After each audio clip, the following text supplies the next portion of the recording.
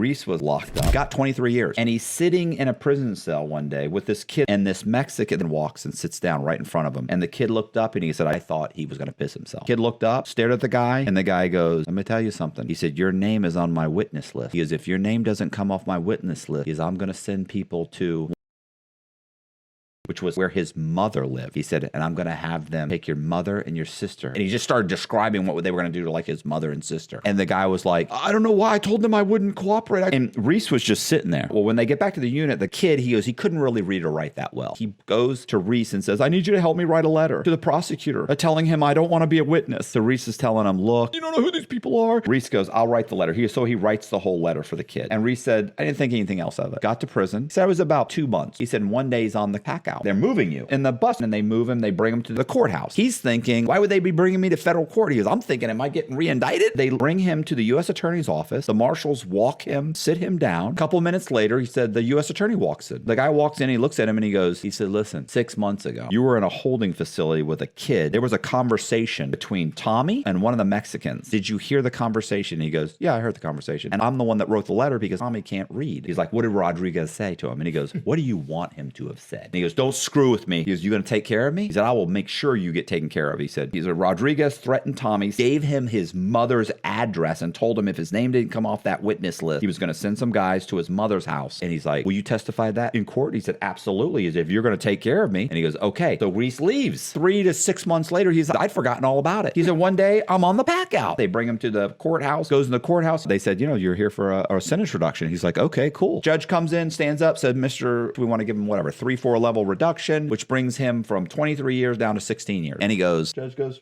okay, cool. Boom. And he said, the U.S. attorney turned to him. He goes, told you I'd take care of you.